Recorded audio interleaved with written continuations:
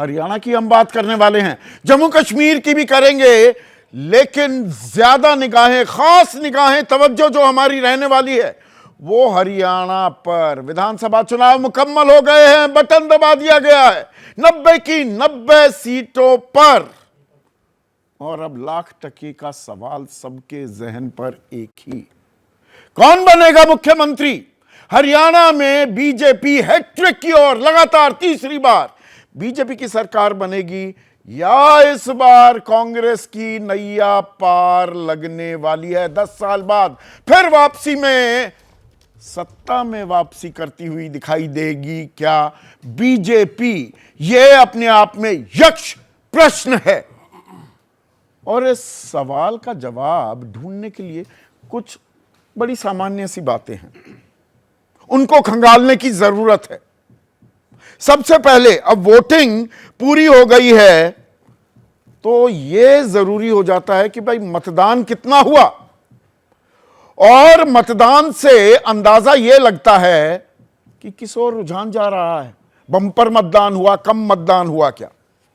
और अभी तक जो आंकड़ा आया है, पर यह आंकड़ा बदल भी जाता है, वो है 61%।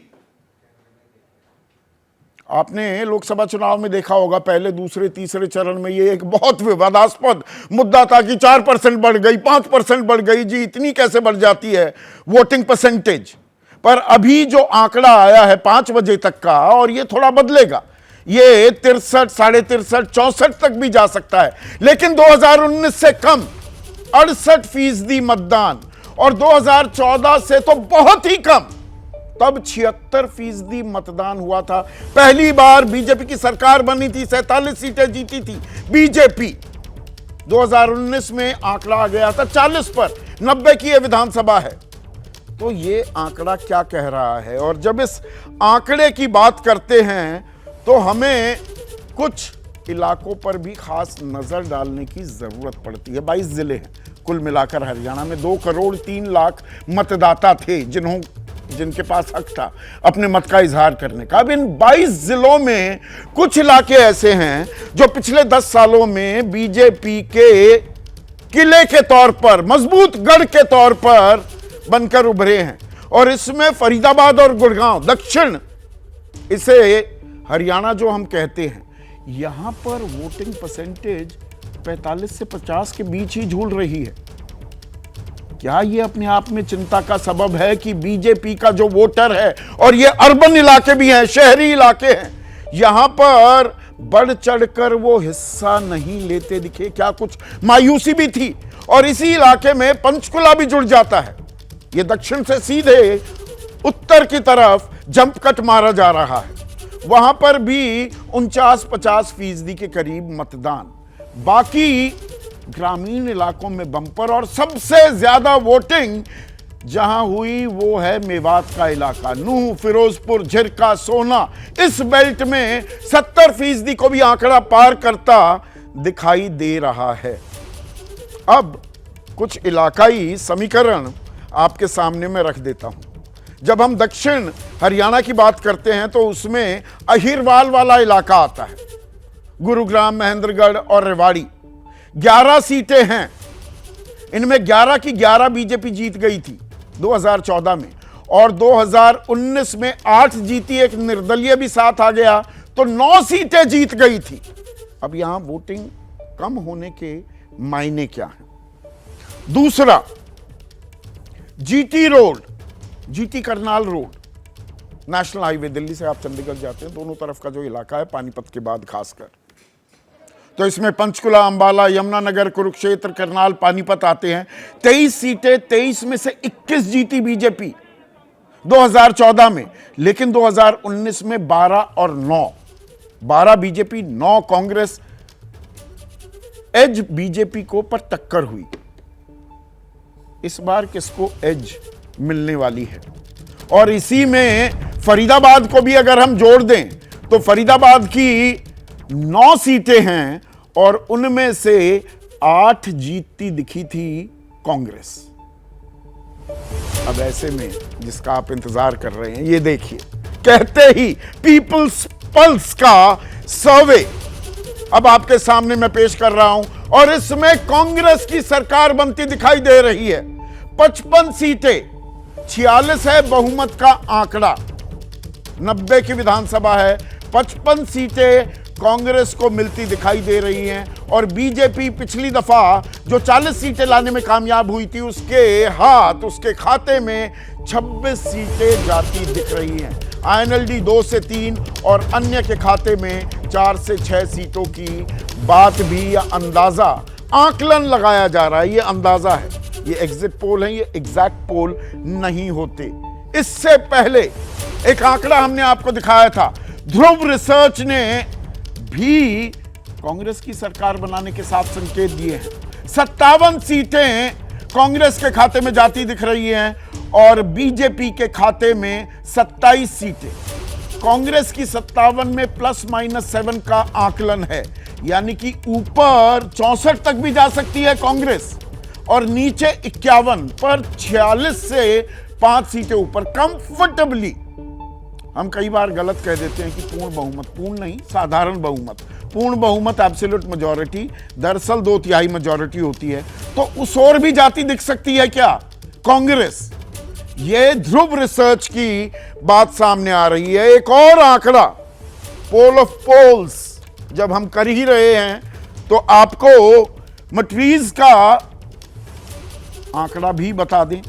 बीजेपी को वो दे रहे हैं 18 से 24, यानी 21 बीच का आंकड़ा, लगभग आधी सीटें पिछली बार के मुकाबले 40 से गिरकर 21 पर आती दिख रही है बीजेपी।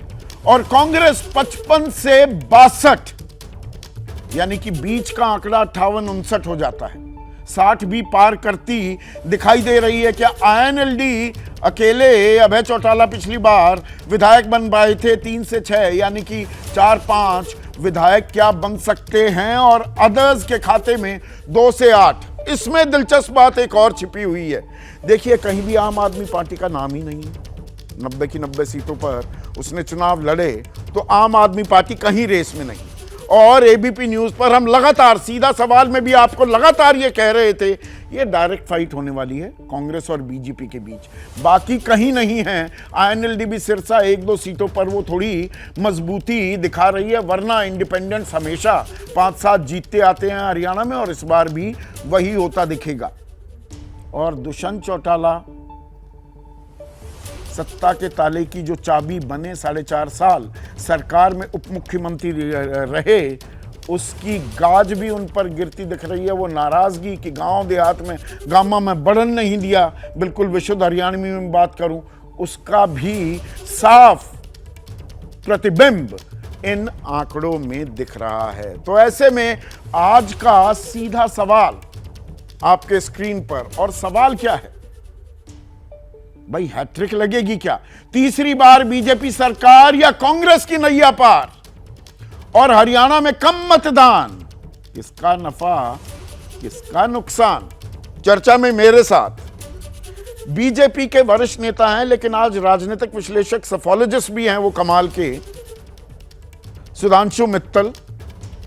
कांग्रेस में लंबे समय रहे, राष्ट्रीय सचिव भी थे, अब राजनीतिक विश्लेषक की भूमिका में है पंकज शर्मा। वरिष्ठ पत्रकार दिबांग, इन्हें दबंग दिबांग कहता हूं मैं, आदेश रावल, युवा हैं पर तजुर्बा काफी कुछ है, हरियाणा को भी ट्रैक करते हैं, राष्ट्रीय राजनीति में क्या असरात होते हैं हरियाणा की राजनीति के, उसका आकलन भी करते हैं। और सीएसडीएस के प्रोफेसर संजय कुमार, देश के सबसे बड़े चुनावी विश्लेषकों में से एक। सीधा सवाल यह है, कम मतदान कुछ कह रहा है क्या? संदीप, आपने कम मतदान का जिक्र किया, लेकिन इस बात को देखना चाहिए कि कम मतदान कहां हो रहा है। आपने इस बात का जिक्र किया, फरीदाबाद और गुड़गांव का जिक्र किया, और पंचकुला का जिक्र किया। 50 से ऊपर नहीं जा रहा है वहां ये सब अर्बन सेंटर्स हैं और इन अर्बन इलाकों में बीजेपी की बढ़त लगातार हमेशा बनी रहती है। बीजेपी का वोट जो जनाधार है, मैं ये नहीं कह रहा कि सिर्फ बीजेपी को अर्बन इलाकों में वोट मिलता है, लेकिन तुलनात्मक दृष्टिकोण से अगर देखें तो बीजेपी का सपोर्ट बेस अर्बन इलाकों में कहीं ज़्यादा है ग्रामीण इलाकों से।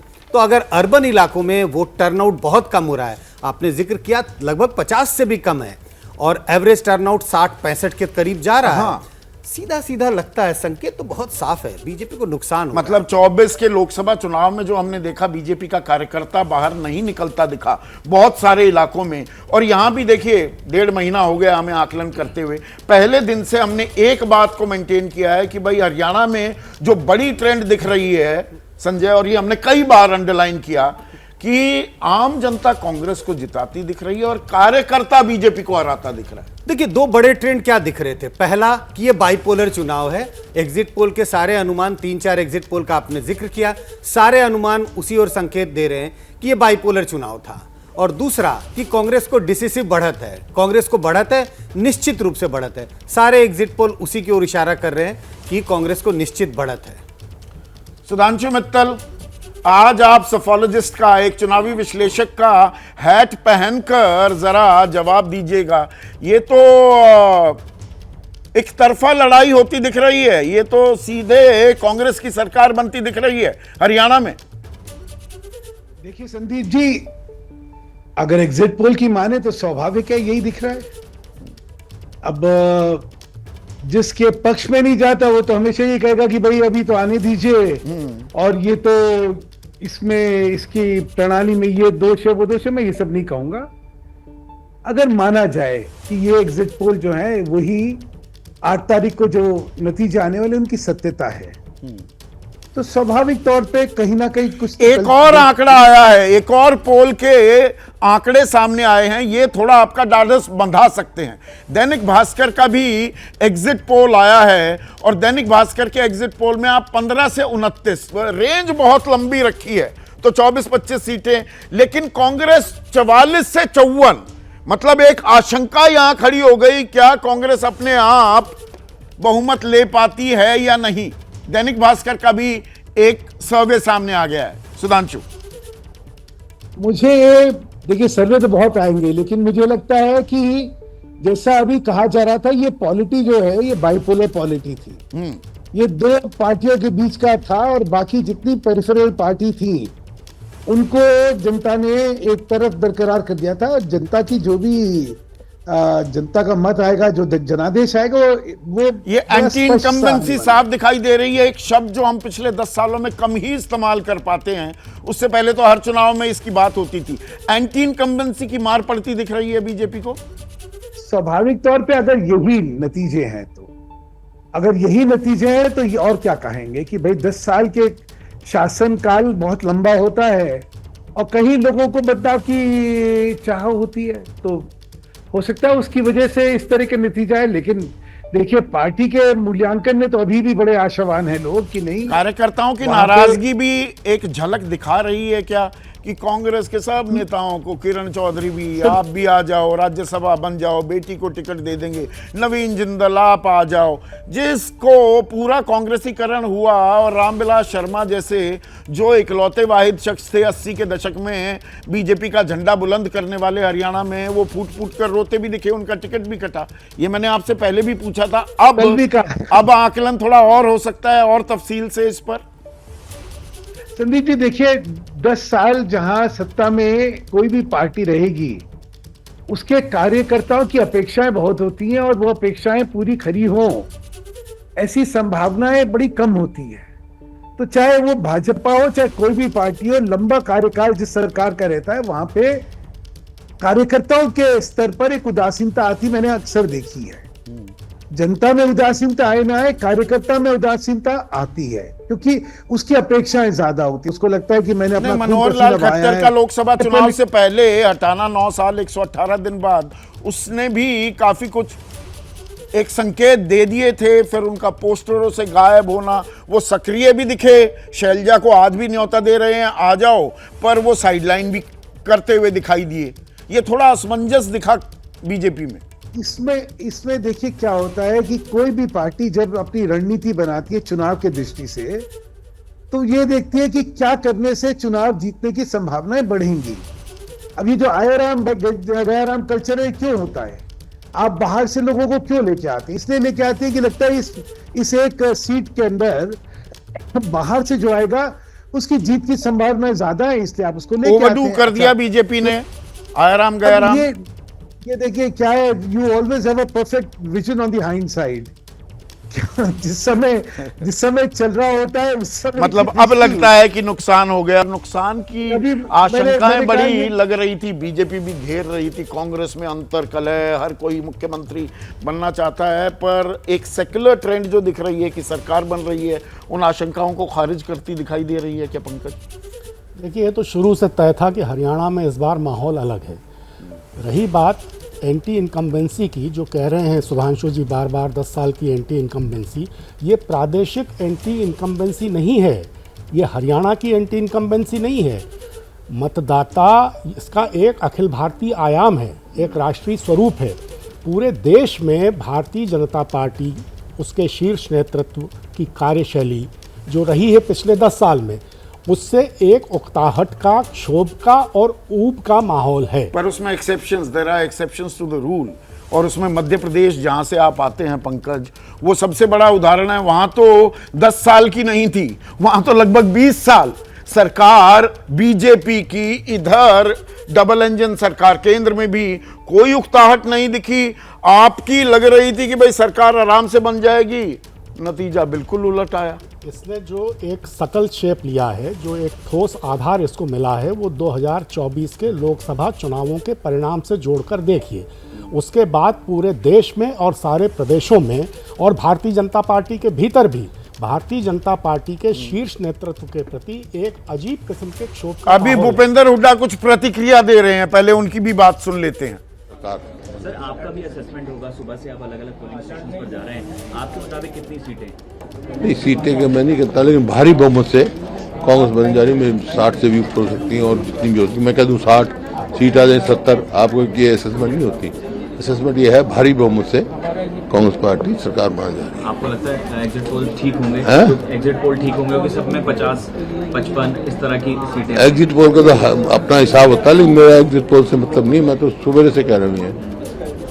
अच्छा, आपके मुताबिक क्या कुछ ऐसे फैक्टर्स रहे कि बिल्कुल ही हरियाणा की जनता ने एग्जिट पोल में इस तरह से कांग्रेस को बढ़त दी? ये फैक्टर सबसे बड़ा फैक्टर रहा। 2005 से 2014 तक कांग्रेस की सरकार थी, उसकी उपलब्धियां, और 14 से 24 तक इस सरकार की विफलताएं और करप्शन और आपके नॉन परफॉर्मेंस, हर इसमें हर वर्ग इससे विमुख हो चुका है। सर, कौन कौन से ऐसे इश्यूज हैं जिन पर काम करना चाहेंगे? बेरोजगारी है, कानून व्यवस्था है, और शिक्षा है, स्वास्थ्य है। सर, एक सवाल ये है कि सीएम पद को लेकर भी हैं? सीएम पद को लेकर भी सवाल है। अब तो एग्जिट पोल में लगभग सरकार बनती हुई नजर आ रही है, तो आपको लगता है सीएम आप ही? ये तो आप लोगों का सवाल है, मैं तो कई दफा कह चुका, एक सवाल का बार बार आप लोगों का काम ही है। सवाल ये है, कांग्रेस की पद्धति है, एमएलए बनेंगे, उनसे उनकी राय जानी जाएगी, हाईकमांड फैसला करेंगे, जो भी फैसला करेंगे मंजूर होगा। सर, शैलजा जी भी अलग statement सबका अधिकार है, आप भी उम्मीदवार हो सकते, कोई ये थोड़ा ही। आप भी अपना put your hat, who say no, this is democracy, everybody should aspire, और जितने ज्यादा उम्मीदवार होंगे इसका मतलब उतनी कांग्रेस पार्टी मजबूत है। आपको लगता है शैलजा जी का भी अधिकार है? क्यों नहीं है, क्यों नहीं है? हरियाणवी में देसी भाषा में एक शब्द है, आदेश, बिरच जाना, मतलब परेशान हो जाना, आदमी जो गुस्से में आ जाए। तो जब मुख्यमंत्री का सवाल पूछो, बिरच जाते हैं भूपेंद्र सिंह हुड्डा, ये आपने जबरदस्ती बना रखे। पर ये सवाल है ना, ये सवाल अब पूछा जाएगा। बिल्कुल है। और मुख्यमंत्री तय नहीं कर रखा है ना आपने पंकज? मुख्यमंत्री तय कोई कर भी नहीं सकता, जैसा हुड्डा जी ने खुद भी कहा कि विधायक मिलेंगे, विधायक तय करेंगे कि कौन मुख्यमंत्री होगा। लेकिन स्वाभाविक तौर पर भूपेंद्र सिंह हुड्डा मुख्यमंत्री पद की दावेदारी में सबसे आगे हैं। परसों कुमारी शैलजा सोनिया गांधी से आधे घंटे मुलाकात करती हैं, कल एएनआई को इंटरव्यू देती है कि हाईकमान मुझे इग्नोर नहीं कर सकता। ये हाईकमान का आशीर्वाद है या वो जानबूझकर थोड़ी सी मिसचिफ कर रही है? देखिए, अब ये तो शैलजा जी भी अपनी इच्छा व्यक्त कर चुकी हैं, रणदीप सिंह सुरजेवाला भी पहले नहीं, अपनी केंद्रीय इच्छा नेतृत्व से, शीर्ष नेतृत्व से मिलने के बाद ये बयान देने के मायने तो निकाले जाएंगे ना। नहीं, मिलने का मतलब ये तो नहीं है कि सोनिया जी ने उनसे ये कहना नहीं, इशारा कर दिया गया कि हाँ करिए। 2005 जानते हैं ना आप क्या हुआ था। भजन लाल चेहरा, प्रदेश अध्यक्ष भूपेंद्र सिंह हुड्डा, राजीव गांधी को का वायदा बीरेंद्र सिंह को, बन गए भूपेंद्र सिंह। नहीं, मुलाकात सोनिया जी से शैलजा जी की उसका अपना एक अलग महत्व है। अब क्या बातचीत हुई है तो किसी को पता नहीं है, और मुझे नहीं लगता कि कभी ऐसा होता है कि इतने बड़े स्तर पर किसी को ये इशारा कर दिया जाए कि हाँ आप मुख्यमंत्री होंगे। ठीक है दिबांग, इतने आपने चुनाव देखे और यहाँ पर भूपेंद्र सिंह हुड्डा वो फिगर्स देते नहीं हैं अमूमन, पर यहाँ पर दे भी दी कि 60 उससे ऊपर भी जा सकती हैं, 70 भी आ जाएं फिर मेरे पीछे पड़ोगे। ये जो चुनाव था, ये चुनाव सबसे बड़ा फैक्टर आपको क्या दिख रहा है, और अब ये जो आंकड़े आ रहे हैं ये किस ओर इशारा कर रहे हैं? देखिए, बहुत महत्वपूर्ण चुनाव है। अगर आप जून का जो लोकसभा चुनाव देखें उसके बाद का पहला बड़ा चुनाव है, और इसलिए महत्वपूर्ण है क्योंकि इसमें चूंकि आपका शो है, इसमें हम लोग चुनाव से आगे की भी बात कर सकते हैं। जो एक चीज़ साफ दिखाई देती है आंकड़ों के आने से पहले, वो ये है कि किस तरीके से प्रधानमंत्री नरेंद्र मोदी 2014 की बात करें तो नारा लगता था हरियाणा में भी मोदी सरकार। 10 बार प्रधानमंत्री वहां पर गए, 11 बार गए बल्कि। आप कह रहे हैं 11 बार, मैं कह रहा हूं 10 बार। एक बार एक ही दिन में 4 बार चले गए थे, हाँ, 4 जगहों पर चले गए बिल्कुल थे। सही। इस बार कुल मिलाकर वो 4 उन्होंने रैलियां की। क्या और दिखाता आखिरी है? 3 दिनों में, जबकि राहुल गांधी आखिरी 4 दिनों में पूरा जोर लगा रहे थे संकल्प यात्रा, प्रधानमंत्री ने आखिरी जो लास्ट माइल कवरेज होती है उस वक्त वो हरियाणा में नहीं दिखे। और नारा क्या लगा? भरोसा दिल से, बीजेपी फिर से, मोदी जी का नाम गायब है। आप बड़े बड़े पोस्टर लगते थे, उसमें हमने देखा कि ऐसे चुनाव रहे जिसमें मुख्यमंत्री नहीं दिखाई देते थे, सिर्फ प्रधानमंत्री दिखाई देते थे। अगर आप देखें हरियाणा में जो पोस्टर छपे हैं उनमें 10-12 फोटो ऊपर लगे हुए हैं, उनमें एक चेहरा प्रधानमंत्री मोदी का भी है। तो क्या ये एक बदलाव है, बदलाव की ओर इशारा है, या कहीं न कहीं बीजेपी मन ही मन मान रही है कि इस बार तो कुछ हम जीतने नहीं वाले हैं, तो मोदी जी का वहाँ नाम क्यों खराब करें, क्यों उनको अड़ाया जाए? क्या है, एक ये बड़ा सवाल आंकड़ों से पहले का है। आंकड़े आएंगे तो इस सवाल पर और भी गहन चर्चा जरूर होगी। मैं दूसरा सवाल यह कि क्या इन चुनावों का जिस तरह से जो आंकड़े आ रहे हैं और सब जो भी वहां से घूम कर आए हैं, आप भी बता रहे हैं, आपकी अच्छी पकड़ है हरियाणा पर कि एकदम एक तरफा चुनाव है, साफ दिखाई दे रहा है, संजय भी इस बात को कह रहे हैं। तो एक तरफा चुनाव अगर ये हो गया है तो क्या इसका असर महाराष्ट्र पर दिखाई देगा? क्या इसका असर झारखंड पे दिखाई देगा? नहीं, क्या जो नाराजगी पर बिल्कुल दिखाई दे रही है। क्या नाराजगी? ये क्या एक मुद्दों का खाका भी तैयार हो रहा है हरियाणा में? हम 3 मुद्दे और बाद में एक चौथा भी हमने जोड़ा, जवान, किसान, पहलवान, जिसमें पहलवान में मतलब महिलाओं का यौन शोषण और उत्पीड़न का सवाल, और एक संविधान। तो एक खाका तैयार हो रहा है क्या आने वाले दिनों का? वही मेरा पॉइंट वही था कि क्या जो नाराजगी है किसानों की, क्या जो नाराजगी है दलितों की, अग्निवीरों की यानी युवाओं की, जो बेरोजगार युवा हैं खासतौर पर, जाटों की जो यहाँ पर एक बहुत बड़ा समुदाय रहा, क्या पहलवानों की जो एक तरीके से नाराजगी है, उसमें बीजेपी कुछ कमी कर पाई कि नहीं कर पाई? तो बीजेपी के प्रवक्ता हमने सुना कि भाई ये काठ की हांडी, मुझे लगता है काठ की हांडी नहीं है। काठ की हांडी इसको कहना एक तरीके से एरोगेंस होगा। इस चीज को समझना चाहिए। और क्या आगे कोई रास्ता निकलता दिखाई देता है बीजेपी के लिए? देखिए, आपने एरोगेंस शब्द इस्तेमाल किया, 1 मिनट रुकिएगा। और क्योंकि मैंने बिरज जाते हैं, 2 दिन पहले आदेश कार्यक्रम पर थे दिबांग, और एरोगेंस का भी हरियाणवी में तर्जुमा होता मरोड़। और बड़ा फैक्टर क्या होगा जो चुनावी नतीजे तय करने वाला है? तब आदेश ने कहा था कि मरोड़ होने वाला है, या मरोड़ सत्ता का मरोड़ मिटानी है, वो घमंड मिटाना है। मैंने न्यू लगा है, मरोड़ से कहीं गहरा शब्द है एरोगेंस।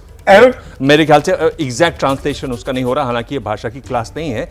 मरोड़ में वो चीज नहीं है जो एरोगेंस में है। अच्छा मरोड़ में निचोड़ का भाव भी है, एरोगेंस में उसका भाव नहीं है। एरोगेंस में डिक्टेटरशिप का भाव है।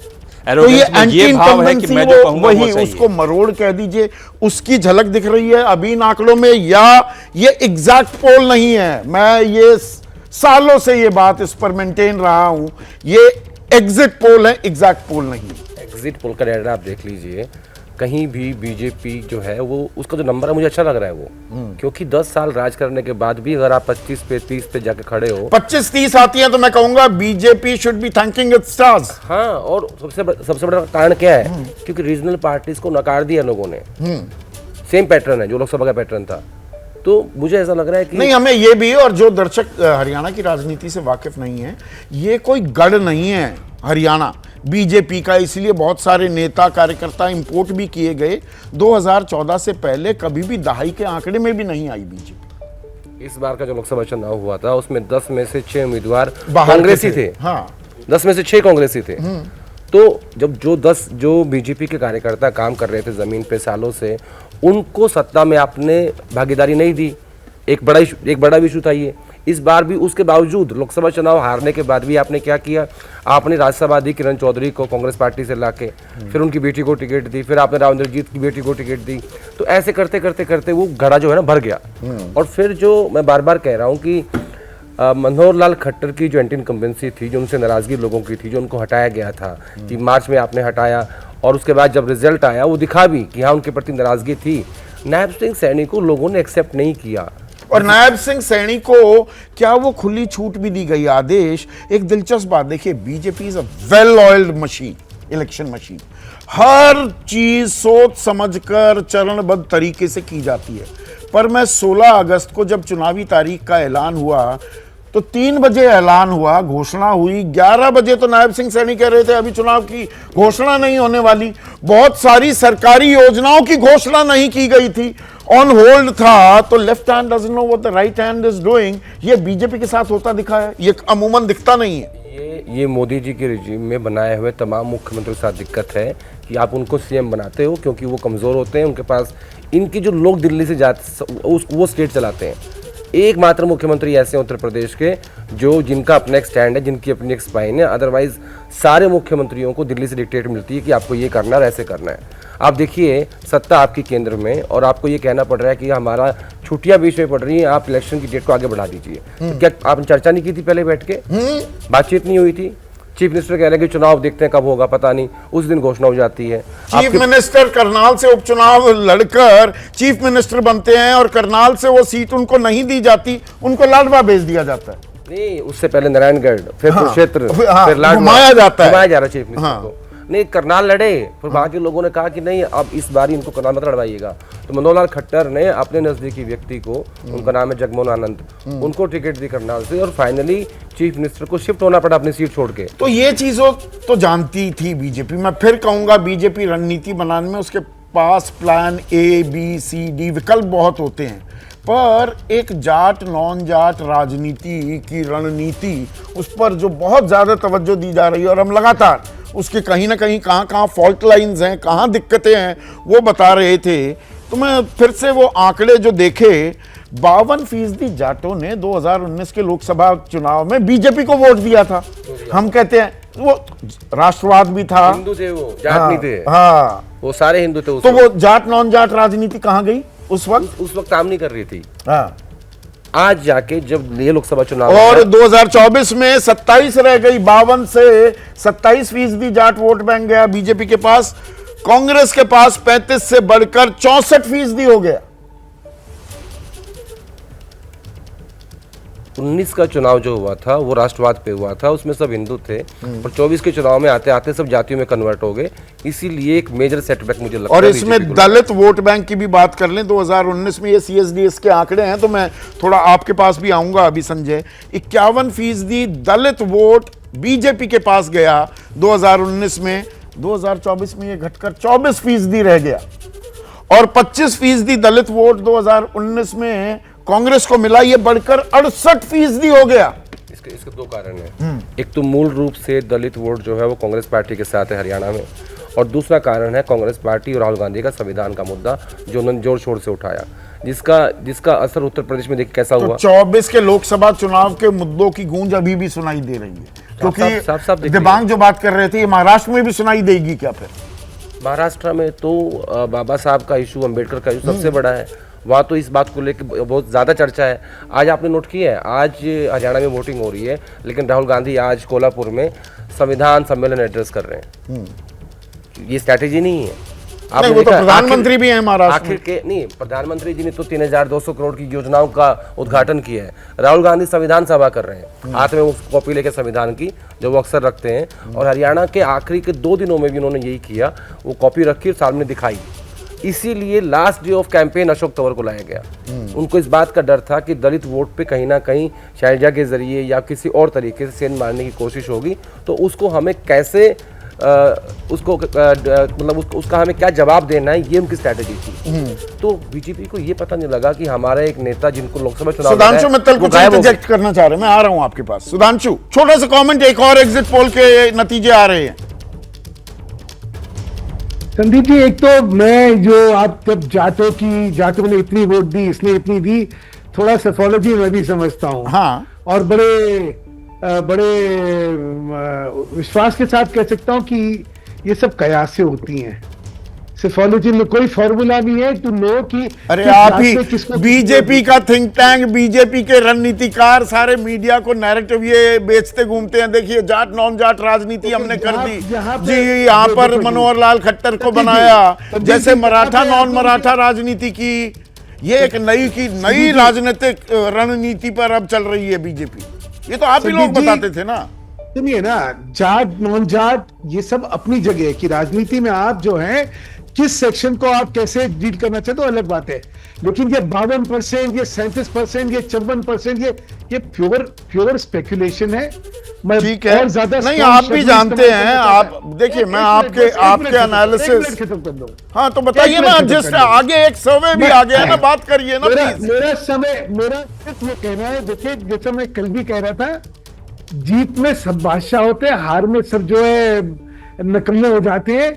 यहाँ जितने भी ये विश्लेषण हो रहे हैं, उनमें पहली बात समझ लीजिए, जात की कॉम्पोजिशंस के बारे में अथॉरिटी से कहना कि वो ठीक है, जात का तो सेंसस भी नहीं हो रहा है। नहीं, आप रिपीट कर रहे हैं प्लीज। जिस्ट का एग्जिट पोल भी आ गया है, और जिस्ट क्या कह रहा है, ये आपके लिए थोड़ा सा और मुस्कुराने का सबब दे सकता है। जिस्ट का मानना यह है कि हरियाणा में अब कांग्रेस को 55 से 53 और बीजेपी को 45 से 53, मैं 55 बोल गया, 45 से 53 और बीजेपी को 29 से 37। आईएनएलडी को 2 सीटें मिल सकती हैं, अन्य के खाते में, निर्दलियों के खाते में 4 से 6 जा सकती हैं। तो दरअसल आपका आंकड़ा सुधांशु 37 भी आ सकता है, पर ये तो वही एग्जिट पोल की बात हुई। पर आपके सर्वेज के आंकड़े मैंने यहां पर चुराए, तो जो अब ये कह रहे हैं भाई जात को ओवरडू कर रहे हो, ओवर एनालाइज कर रहे हो, ये तो एक कड़वी हकीकत है ना, उससे ट्रेंड तो पकड़े जाते हैं संजय। पता नहीं सुधांशु जी किस बात का जिक्र कर रहे हैं कि स्पेकुलेशन है। मुझे लग रहा है कि हम जैसे सर्वे करते हैं या सभी ऐसे करते हैं, तमाम आप सवाल पूछते हैं, उनके ओपिनियन पूछते हैं, उन्होंने किसको वोट दिया ये पूछते हैं, और आखिरी में उनके बैकग्राउंड क्वेश्चंस पूछते हैं, जिसमें उनका धर्म, जाति, किस एज के हैं, ये सब पूछते हैं, और उसका क्रॉस टेबुलेशन करके हम देखते हैं कि किस जाति के लोगों ने किसको वोट दिया। अब इसको स्पेकुलेशन वो कह रहे हैं, कह लें, लेकिन मुझे लगता है ये कि एक एनालिसिस है जो हमेशा किया जाता है और इसकी एक अपनी प्रामाणिकता है। लेकिन जिस बात का जिक्र पहले कर रहे थे, जाट नॉन जाट, और आप कह रहे थे 19 में जाटों ने किस तरह से बीजेपी को वोट दिया और 24 में कैसे वो बदल गए, तो आइडेंटिटी का सवाल होता है। आप हरियाणा में जाके पूछें कि आप कहाँ से, आप कौन हैं, तो वो अपनी डिस्ट्रिक्ट का जिक्र करता है। दिल्ली में आके आप पूछे आप कौन है, तो वो कहता है मैं हरियाणवी हूँ। दिल्ली से बाहर, हिंदुस्तान से बाहर चले जाएं तो अपनी आइडेंटिटी हिंदुस्तानी बताता है। आइडेंटिटीज बदलते रहती है। सही बात है। तो 19 के चुनाव में ज्यादातर लोगों की आइडेंटिटी थी भाई राष्ट्रवाद, मैं हिंदुस्तानी हूँ, हिंदुस्तान को बचाना, हिंदुस्तान को मजबूत करना है। 24 के चुनाव आते आते तक उन्हें लगने लगा कि हिंदुस्तान तो ठीक तो है। ये जो जाट नॉन जाट जी हमने एक समीकरण बनाया, अब इसमें यादव गुर्जर की भी बात कर लें। आप ही का आंकड़ा है 52% बीजेपी के साथ गए 2019 में, घटकर 39% रह गया 2024 में, और कांग्रेस को 46% जो मिले थे वो बढ़कर 52% हो गए। कांग्रेस ने यहां भी बढ़त बना ली। बिल्कुल, आप देखें कि 19 और 24 का लोकसभा का चुनाव, दोनों पार्टियों के बीच में वोट का अंतर 19 में क्या था और 24 में क्या था। 24 में मात्र 2 या 3% का अंतर रह गया। अगर आम आदमी पार्टी के वोट को जोड़ देंगे तो आगे बढ़ गई, तो आगे बढ़ जाते हैं। हाँ। और अगर 19 का चुनाव देखें तो कांग्रेस तो बहुत पीछे थी, 30% का अंतर, 30% का अंतर था। तो जाहिर है हर समुदाय में आपको कहीं ना कहीं, किसी में ज्यादा किसी में कम, बढ़त दिखाई पड़ेगी कि कांग्रेस ने बढ़त बनाई या कांग्रेस ने अपनी पैठ बनाई है पिछले 5 साल। तो ये यहां पर कांग्रेस ने अपनी गलतियों से भी सीखा क्या पंकज? पिछली दफा 2019 में विधानसभा चुनाव की बात करूं, चुनाव से बमुश्किल 20 दिन पहले असल में कमान दी गई, मतलब ये तय हुआ कि नहीं, हुड्डा जो बोलेंगे वैसे हम चुनाव लड़ेंगे। 20 दिन पहले की बात है।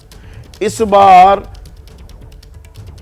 कमान सौंप दी गई, मुख्यमंत्री का चेहरा ना भी किया हो, लीड कौन करेगा वो क्लैरिटी रखी गई, असमंजस की गुंजाइश, आशंका खत्म की गई।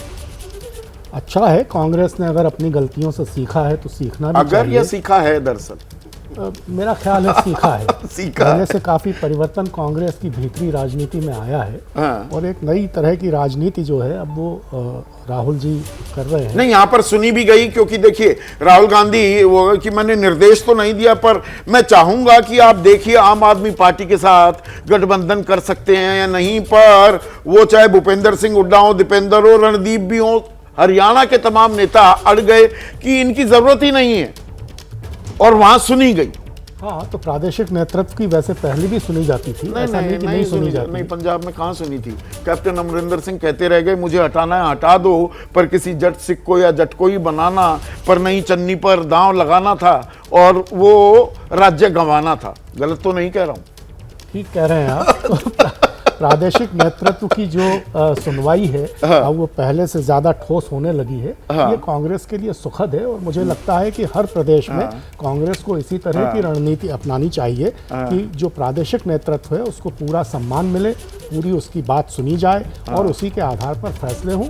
जैसा हरियाणा में हुआ है तो इसके अच्छे नतीजे आए। पीडीपी जिसके साथ गठबंधन करने से कांग्रेस और नेशनल कॉन्फ्रेंस ने साफ मना कर दिया, वो कह रही है कि भाई अगर त्रिशंकु विधानसभा होती है तो हम बीजेपी को रोकने के लिए कांग्रेस एनसी को समर्थन दे सकते हैं। एग्जिट पोल के बाद ये बड़ा बयान आ रहा है, वहां पर त्रिशंकु विधानसभा के आसार दिख रहे हैं। मेरे सहयोगी आसिफ कुरैशी जुड़ गए हैं मेरे साथ फोन लाइन पर। आसिफ, ये त्रिशंकु विधानसभा में अब दरकार पड़ेगी या एक वो पुरानी कहावत है ना, बेगानी शादी में अब्दुल्ला दीवाना, एनसी और कांग्रेस हाथ ही नहीं मिलाना चाहते पीडीपी के साथ, अब वो जबरदस्ती गुंजाइश तलाश रहे हैं क्या?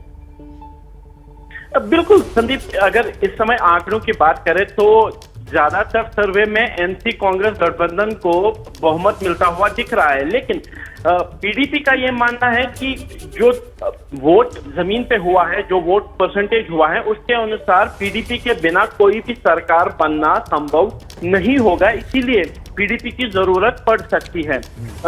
जहां तक एनसी कांग्रेस का सवाल है तो एनसी भले ही पीडीपी से कनी काटती रही हो, उनसे दूर जाती रही हो, कांग्रेस हमेशा ये चाहती रही है कि तो सत्ता में वो कहते हैं ना स्टेक चाहती दिख रही है पीडीपी। अभी तो ये भी पता नहीं कि त्रिशंकु होगी या नहीं होगी, या सीधे सीधे सरकार भी बन सकती है। पर पंकज ने एक बड़ी बात मानी, आदेश, आप भी सालों से कांग्रेस ट्रैक कर रहे हैं, कांग्रेस का आला कमान स्थानीय नेतृत्व पर सही मायने में भरोसा करते दिखा इस बार हरियाणा में नहीं, या वहां भी पेच डाले रखे? आप जाओ एक साल पहले हाँ। राजस्थान में, छत्तीसगढ़ में, मध्य प्रदेश में, तीनों जो वरिष्ठ नेता थे, भूपेश बघेल, अशोक गहलोत और कमलनाथ, उन पर भरोसा नहीं किया गया?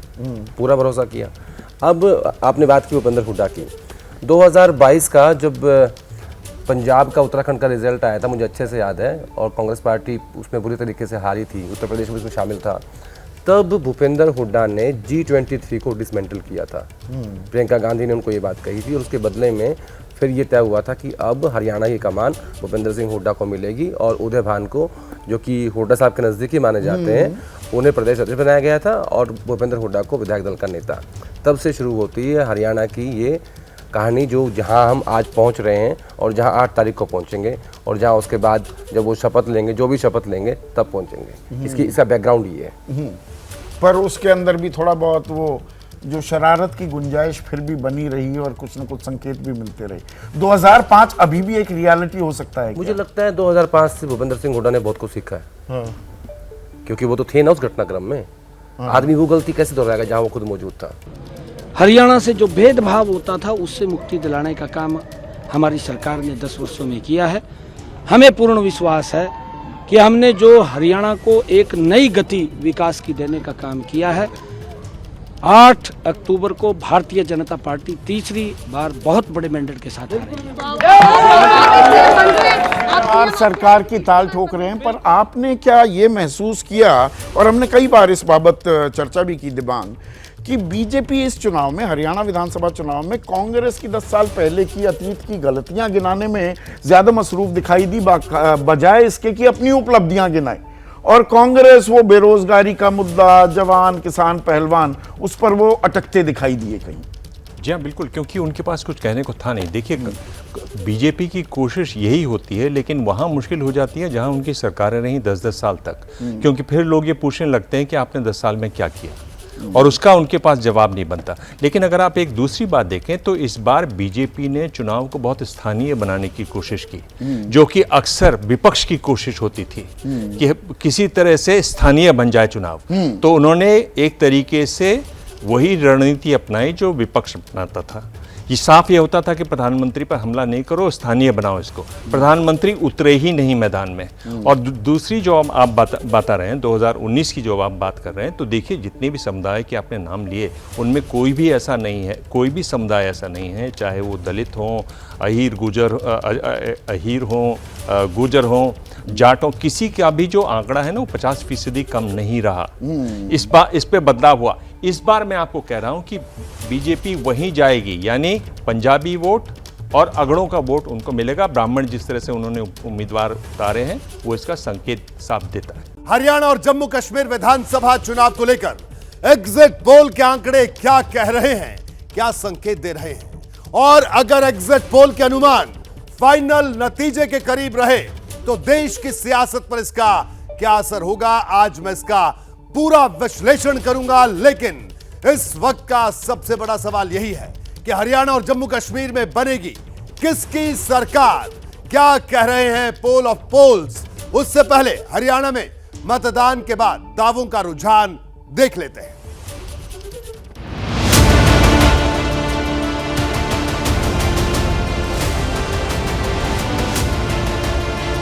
कांग्रेस झूठ का गुब्बारा है, आज उसकी हवा निकल जाएगी और 8 तारीख को फूट जाएगी।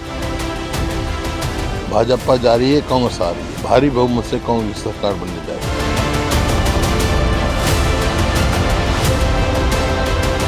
जनता जैसे वोट करेगी हम उसके हिसाब से हम सभी उनको मान्य होगा। 8 तारीख तक इंतजार करो, पता चल जाएगा। हरियाणा में 3/4 बहुमत के साथ हम सरकार बनाएंगे। कि कांग्रेस पार्टी 75 से लेकर के 90 सीटों के बीच में जीत करके अगली मजबूत सरकार इस हरियाणा को देने वाली है। हमारे पास आएंगे लोग चलकर। बच्चे की हर नागरिक की जबान पर है कि सरकार अब कांग्रेस की बनने जा रही है। हरियाणा की जनता बहुत समझदार है। हरियाणा में उसी पार्टी की सरकार बनाती है जिस पार्टी की सरकार केंद्र में हो। बीजेपी की सरकार जा रही है और हरियाणा में कांग्रेस पार्टी की सरकार आ रही है। क्या कह रहे पोल ऑफ पोल्स, महा एग्जिट पोल।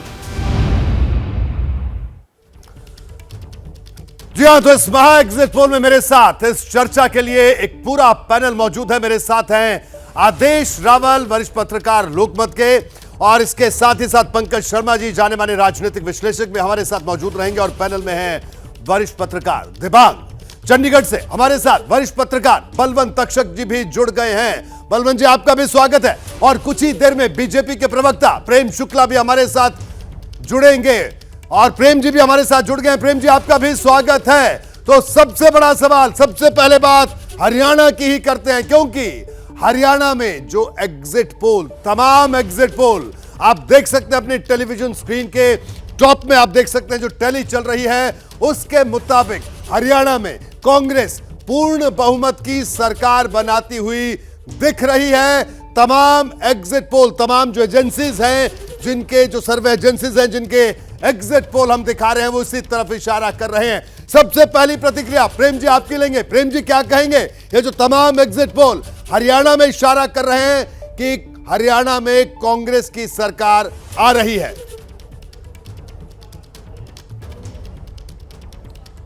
एग्जिट पोल की अपना विज्ञान है, उनके विज्ञान को प्रणाम है, लेकिन हमें पूरा विश्वास अपने कार्यकर्ताओं पर, अपने मतदाताओं पर है। और हमें पूरा विश्वास है आदरणीय रोहित जी कि हम जो हैं भारतीय जनता पार्टी को एग्जैक्ट पोल में स्पष्ट जनादेश प्राप्त होगा और भारतीय जनता पार्टी की हरियाणा में सरकार की हैट्रिक होगी। हमें पूरा विश्वास है कि जनादेश हमारे पक्ष में जाएगा। जी, तो चलिए, आप पूरा विश्वास जाहिर कर रहे हैं। बिल्कुल, क्योंकि ये एग्जिट पोल हैं, एग्जैक्ट नतीजे नहीं हैं, ये एग्जिट पोल के नतीजे हैं। तो बहरहाल हमारे साथ और भी तमाम मेहमान हैं, जल्दी से एक रिएक्शन उनका भी लेंगे। दिव्यांग, क्या कहना आपका हरियाणा में एग्जिट पोल जो इशारा कर रहे हैं, आपकी प्रतिक्रिया? मेरे ख्याल से बिल्कुल साफ इशारा है और हमने देखा कि पिछले दिनों कई एग्जिट पोल इधर उधर भी हो जाते थे, लेकिन हरियाणा में वो स्थिति नहीं है, बिल्कुल साफ है। और बीजेपी की प्रवक्ता अगर इस पर कुछ कहने से बच रहे हैं तो वो भी समझा जा सकता है। जी पंकज जी, आपके पास आऊंगा। पंकज जी, क्या कहेंगे? जो कांग्रेस वापसी करती हुई दिख रही है, ये भूपेंद्र सिंह हुड्डा का जादू है? दीपेंद्र सिंह हुड्डा लगातार रैलियां करते रहे, वो बात है? राहुल गांधी का करिश्मा है, या फिर 10 साल की भारतीय जनता पार्टी की सरकार की एंटी इनकम्बेंसी है, जिसका फायदा कांग्रेस को मिलता हुआ दिख रहा है? मिला जुला है। राहुल गांधी की मेहनत अपनी जगह है। एंटी इनकम्बेंसी जो है वो प्रादेशिक एंटी इनकम्बेंसी नहीं है, वो राष्ट्रीय एंटी इनकम्बेंसी है। जो 10 साल से सरकार चली नरेंद्र भाई मोदी की, अमित भाई शाह की, उससे एक ऊब है, उकताहट है, क्षोभ है, गुस्सा है। स्थानीय कारण अपनी जगह हैं हरियाणा के, लेकिन आप देखेंगे कि हरियाणा के जो स्थानीय कारण हैं वो अलग हैं और जम्मू कश्मीर के स्थानीय कारण अलग हैं। लेकिन जो एग्जिट पोल आपके रुझान दिखा रहे हैं, बीजेपी को दोनों जगह भारी नुकसान होता दिखाई दे रहा है। तो ये इसका एक राष्ट्रीय आयाम है। प्रेम शुक्ल जी भारतीय जनता पार्टी के प्रवक्ता हैं, तो उनको ये कहना ही चाहिए कि जनादेश हमारे पास आएगा और तीसरी बार सरकार बनेगी। बहुत अच्छा है। कांग्रेस की वरिष्ठ नेता कुमारी सैलजा जी सिरसा से सांसद हैं, लगातार चुनाव प्रचार करती रही हरियाणा में। सैलजा जी, आपका स्वागत है बीपी न्यूज में। धन्यवाद। धन्यवाद। सैलजा जी, क्या कहेंगी? जो तमाम एग्जिट पोल हैं वो साफ इशारा कर रहे हैं कि कांग्रेस की वापसी हरियाणा में हो रही है, तो इसे आप किसका जादू मानेंगे? राहुल गांधी का प्रचार है या आप लोगों की मेहनत है? किस तरह से आप इसे देख रहे हैं?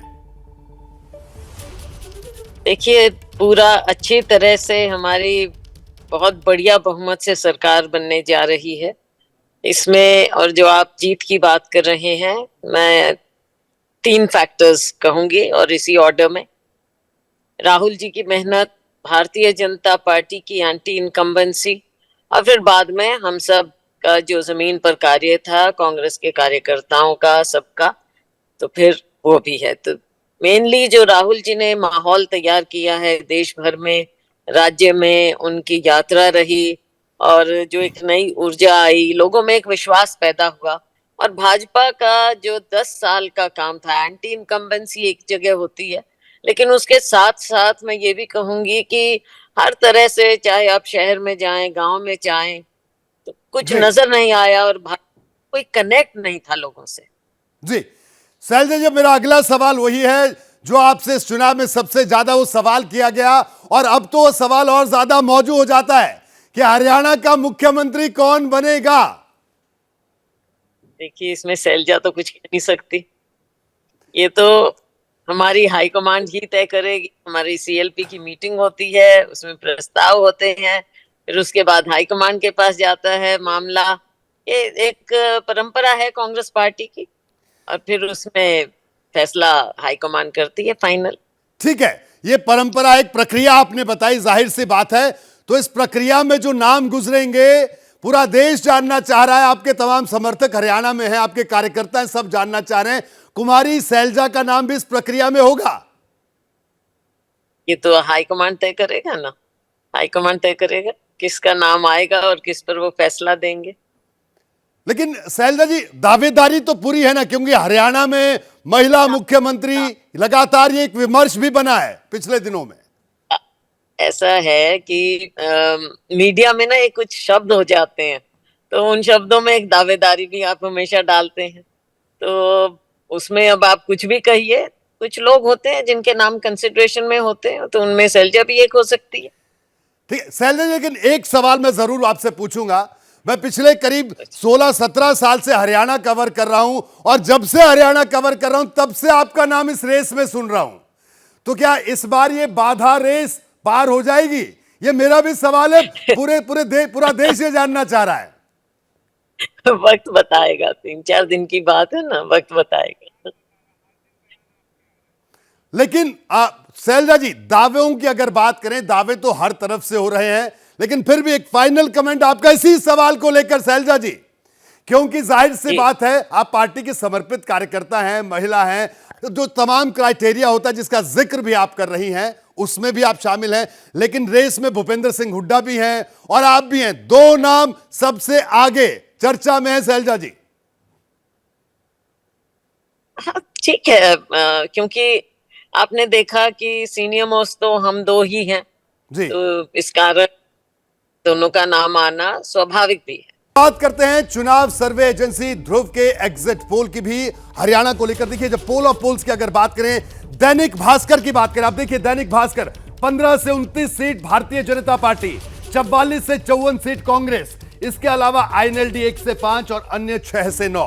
ध्रुव research 27 seat Bharatiya Janata party, Congress की अगर बात करें 57 सीट कांग्रेस और इसके अलावा अन्य 6 सीट जिसमें आईएनएलडी भी शामिल है। मेट्राइज की बात करें 18 से 24 भारतीय जनता पार्टी और कांग्रेस 55 से 62 सीट और इंडियन नेशनल लोकदल 3 से 6 सीट, अन्य 2 से 8 सीट। पीपल्स पल्स की बात करें 20 से 32 सीट भारतीय जनता पार्टी, 49 से 61 सीट कांग्रेस, इसके अलावा इंडियन नेशनल लोकदल 2 से 3 और अन्य 4 से 5। और जिस्ट की अगर बात की जाए तो जिस्ट का अगर जो आंकड़ा है वो 29 से 37 सीट भारतीय जनता पार्टी और 45 से 53 कांग्रेस, 0 से 2 आईएनएलडी, 4 से 6 अन्य। और अगर महा एग्जिट पोल की बात की जाए, अगर हम इसके मीन की बात की जाए तो ये देखिए ये आंकड़ा है, ये फाइनल आंकड़ा बनता है 26 seat Bharatiya Janata Party, 54 seat Congress, 2 seat Indian National Lokdal और 8 सीट अन्य जीत सकते हैं। ये हरियाणा की बड़ी तस्वीर निकलकर सामने आ रही है, यानी 54 सीट, यानी बहुमत का आंकड़ा 45 सीट है। और अब ये आंकड़ा दिख रहा है 54 का। आदेश क्या कहेंगे, ये जो आंकड़ा निकलकर सामने आ रहा है, जो महा एग्जिट पोल का आंकड़ा निकलकर सामने आ रहा है? देखिए रोहित एक्सपेक्टेड है, इसी बात पे चर्चा कर रहे हैं पिछले 2 महीने से कि क्या नंबर होगा, क्या रहेगा। और मैं बार बार एक ही बात कह रहा था कि 55 सीटें कांग्रेस उसके आसपास रहेगी +-3, 25 सीटों पे मैंने बीजेपी का कहा था और +-3। तो जब उसको आप देखेंगे तो ये जो डाटा है इन तमाम एग्जिट पोल्स का वो उसी सर्वे के आसपास जा रहा है। और ये सबको पता है, ये अगर मैं ये कहूँ कि पूरे हरियाणा को पता है कि रिजल्ट आने वाला है तो आप आश्चर्य मत करिएगा। लेकिन इन सब के बीच में जब तक एग्जैक्ट नंबर नहीं आ जाता तब तक हम बात नहीं कर सकते। 8 तारीख का वेट करना पड़ेगा। लेकिन मैं ये कहूँगा आपको कि 10 साल राज करने के बाद भी बीजेपी अगर 25 से 30 सीट पे आ रही है तो अच्छा प्रदर्शन है, क्योंकि जब 2014 में कांग्रेस बाहर हुई थी तो उसके सिर्फ 15 सीटें आई थी। इसका बड़ा कारण ये है कि इलेक्शन 2 पार्टियों के बीच हो गया है, यानी यहाँ रीजनल पार्टीज को कोई ज्यादा सीट्स नहीं मिल रही हैं, इसलिए बीजेपी का नंबर ज्यादा अच्छा आ रहा है। बिल्कुल, बलवंत अक्षर जी के पास चलेंगे। बलवंत जी क्या कहेंगे आप, जो महा एग्जिट पोल की अगर हम बात करें, तमाम एग्जिट पोल का जो आंकड़ा निकलकर सामने आ रहा है, 54 सीट पर कांग्रेस आगे दिख रही है जबकि भारतीय जनता पार्टी 26, यानी एक तरह से देखा जाए लगभग दोगुनी छलांग कांग्रेस की। तो इसे किसे ये लीडरशिप का करिश्मा है या सीधे तौर पर 10 साल की भारतीय जनता पार्टी की एंटी इनकम्बेंसी? मैं रोहित जी आपको ये कहूँगा कि चुनाव की घोषणा से पहले ही लोगों ने मन बना रखा था कि कब विधानसभा चुनाव हों और कब हम भाजपा को चलता करें। ये एक दिन की या चुनाव प्रचार की बात नहीं है। लोग भाजपा के 10 साल शासन से ऊब गए थे और वो भाजपा को एक बार सत्ता से बेदखल करना चाहते थे। बहुत सारी चीज़ें हैं, देखिए मुख्यमंत्री की कुर्सी पर जो होता है उसका एक्ट क्या है, वो कैसे जनता से बिहेव कर रहा है। मैं आपको बताऊं, खट्टर साहब मुख्यमंत्री थे तो एक बार प्रचार के दौरान किसी ने चांदी का उनको मुकुट पहनाया, वो उनके यहाँ भाषण देते वक्त कान के कहीं टच कर गया तो उन्होंने मुड़ के कहा मैं गर्दन काट दूंगा। एक आदमी उनका स्वागत कर रहा है जो कर्मचारी चयन आयोग का मेंबर है, उसको खट्टर साहब ने किस तरह से डांटा था, वो पीछे झिझक के पीछे खड़े हो गए। दूसरा, खट्टर साहब एक जनता दरबार लगा रहे थे, किसी महिला ने कहा कि आप हमारे यहाँ कोई फैक्ट्री लगा दीजिए ताकि रोजगार का व्यवस्था हो जाए, बच्चे बहुत बेरोजगार हैं। तो मुख्यमंत्री ने हंसते हुए कहा बैठ जाओ, अगली बार जब चंद्रयान 2 जाएगा तो आपको चंद्रमा पर भेजेंगे। तीसरा जो मुद्दा था, अभी चुनाव प्रचार के दौरान एक कार्यकर्ता ने कहा कि सब भारतीय जनता पार्टी की सरकार भले आ जाए लेकिन यहाँ से तो भाजपा का उम्मीदवार हारेगा। पूर्व मुख्यमंत्री गुस्से में हो गए और उन्होंने सिक्योरिटी वालों से कहा इसे बाहर निकालिए। किसान आंदोलन के दौरान उन्होंने लगातार ये कहा कि धरने पर बैठने वाले किसान नहीं है, ये नकली किसान है।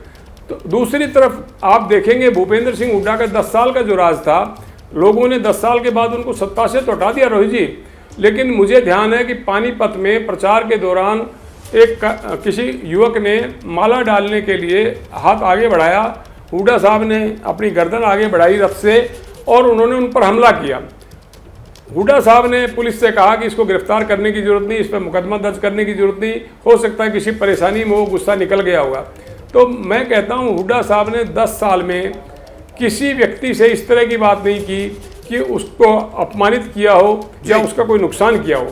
तो दो मुख्यमंत्रियों के अगर 10 साल के राज की तुलना करेंगे तो लोगों को लगता है कि कांग्रेस ठीक है, हुड्डा साहब ठीक हैं। और मुझे लगता है कि चुनाव प्रचार की बात तो लोग तो चुनाव का इंतजार कर रहे थे रोहित जी, और भारतीय जनता पार्टी जब 75 पार का नारा दिया था मतदान के बाद, हम मिले थे गुड़गांव में, मैंने कहा था 40 से 45 के बीच में भाजपा की सीटें आएंगी, जबकि बहुत सारे पत्रकारों ने कहा कोई 70 आएंगी, 65 आएंगी, 75 आएंगी, 82 आएंगी, और उस समय 40 सीटें ही आई थी। तो मैं तो ये कहता हूं कि भारतीय जनता पार्टी सत्ता के आसपास भी नहीं आएगी। तो बलवंत जी आपका आंकड़ा क्या है, आपको क्या लगता है कितनी सीट तक कांग्रेस पहुंच जाएगी, आपका अनुमान अगर आप बताना चाहें?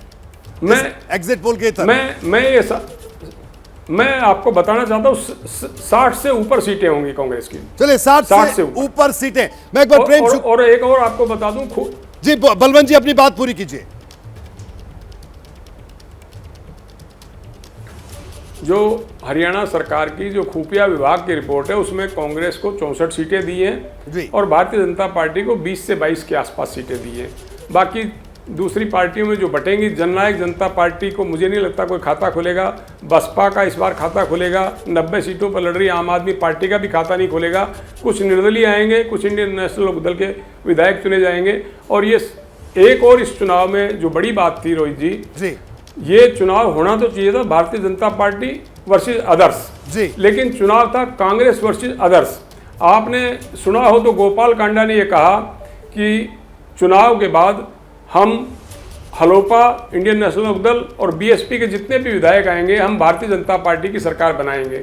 और चुनाव में भी हर पार्टी ने कांग्रेस की को ही निशाने पर रखा, भारतीय जनता पार्टी को विपक्षी दलों ने निशाने पर नहीं रखा। तो ये चुनाव कांग्रेस वर्सेस अदर्स था। ये बड़ी महत्वपूर्ण बात बलवंत जी आपने कही है। प्रेम जी देखिए, हरियाणा में आप लोगों ने इस चुनाव में एक नारा आपने दिया और यह हकीकत भी हरियाणा की कि हरियाणा में नौकरियों को लेकर हमेशा से सवाल उठते रहे हैं पिछली सरकारों में। आपने कहा कि हरियाणा में खर्ची और पर्ची का सिस्टम हमने बंद किया। मैंने हरियाणा को बड़े करीब से देखा, बिल्कुल इस तरह की कई बार कई बातें सामने आई। खर्ची का मतलब है कि पैसा देकर नौकरियां लगना, पर्ची का मतलब है कि सिफारिशी चिट पर नौकरियां लगना, कि आपने इसको बंद किया। एक तरफ यह उपलब्धि भी रही आपकी सरकार की, लेकिन उसके बावजूद एग्जिट पोल अगर ये इशारा कर रहे हैं तो क्या ये किसानों की नाराजगी आपको झेलनी पड़ रही है? किस तरह से आप इसे देखते हैं प्रेम जी? ये रोहित जी, जब तक चुनाव का परिणाम नहीं आ जाता किसी भी प्रकार का विश्लेषण जो है वो जल्दबाजी होगी जी। और जहां तक बात हमारे इस पैनल में आदरणीय बलवंत तक्षक जी जैसा पत्रकार बैठा है, हम लोग की सनातन नीति है निंदक नीरे राखिए, आंगन कुटी छवाए, तो निंदक को नीरे राखिए। चैनल पर बैठा है उनको मैं प्रणाम करता हूं। देखिए, हम लोग कांग्रेस के प्रवक्ता तो है नहीं। अब तक अगर कांग्रेस के प्रवक्ता कांग्रेस के विरोध में इस तरह का एग्जिट पोल होता तो चैनल को कह देते कि खरीद लिया है भाजपा ने, पत्रकारों के लिए भी अपशब्द अभद्रों का प्रयोग करते। लेकिन हम आपके जो भी आपके जो सुझाव है, सलाह है, उस विमर्श को हम प्रणाम करते हैं। आपने जो कहा वो आपका अनुभव होगा, लेकिन हमें पूरा विश्वास है कि हमने भारतीय जनता पार्टी में आदरणीय मनोहर लाल खट्टर जी ने, आदरणीय नायब सिंह सैनी जी ने यथासंभव जन सेवा की है और जनता उनकी सेवा के आधार पर जनादेश देगी। हम अंतिम परिणाम आने तक किसी भी प्रकार के विश्लेषण के पक्ष में नहीं है। ठीक है प्रेम जी, और मैं बल्कि आपकी तारीफ भी करूंगा जिस तरह से आपने जो बात कही। आपने कहा ठीक है, स्वीकार है जो भी है, क्योंकि ये एग्जिट पोल के नतीजे हैं, एक तरह से अनुमान है। देबांग के पास आऊंगा। देबांग, क्या कहेंगे आप? ये जो एक तरफा बढ़त मिलती हुई दिख रही है, कोई भी एजेंसी, कोई भी सर्वे भारतीय जनता पार्टी को उस तरह की बढ़त बनाते हुए नहीं दिखाई दे रही साफ तौर पर। देखिए, एक बात साफ है रोहित कि अगर आप बात करें किसानों की, अगर आप बात करें अग्निवीरों की, बेरोजगारों की, अगर आप बात करें पहलवानों की, जिससे महिलाओं का मुद्दा जुड़ा हुआ है, जाटों की, दलितों की, तो वो नाराज हैं, ये साफ दिखाई देता है। ये नाराजगी इसी तरह का आंकड़ा देती है। अगर ये नाराजगी थोड़ी कम हुई तो ये आंकड़ा नहीं होता। दूसरी बात जो एक महत्वपूर्ण बात है, प्रेम शुक्ला हमारे साथ हैं, उनसे सवाल पूछा जा सकता है कि 2014 को देखिए, प्रधानमंत्री नरेंद्र मोदी प्रचार के लिए गए थे, जोर शोर से गए थे। हरियाणा में भी मोदी सरकार का नारा लगा था। 10 रैलियां की थी प्रधानमंत्री नरेंद्र मोदी ने 2014 में। इस बार प्रधानमंत्री केवल 4 बार गए। पिछली बार तो एक ही दिन में चार जगह पर उन्होंने रैली की थी। इस बार केवल 4 बार गए। नारा क्या लगा?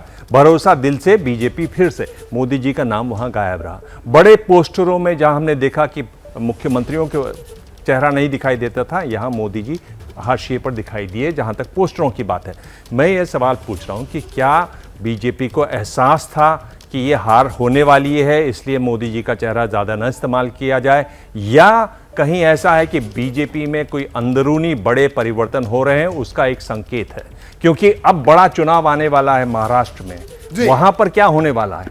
आप विकसित भारत की बात करने वाली पार्टी हैं, आपके पास जितने तेजी से इन्वेस्टमेंट आ रहे हैं वो सारे सेंटर्स फिसल रहे हैं। आपके पास हैदराबाद नहीं है, चेन्नई नहीं है, बेंगलोर नहीं है, मुंबई है ले दे के, अब हरियाणा का गुड़गांव भी आपके हाथ से फिसलता हुआ दिखाई दे रहा है। नोएडा जरूर आपके पास है। तो कहां जा रही है पार्टी? क्या इसमें कुछ छुपे हुए संदेश भी हैं जो पार्टी में बदलाव की जो कयास लग रहे हैं, जिनकी सत्ता के कॉरिडोर्स में चर्चा है, क्या उस ओर भी ये इशारा करते हैं?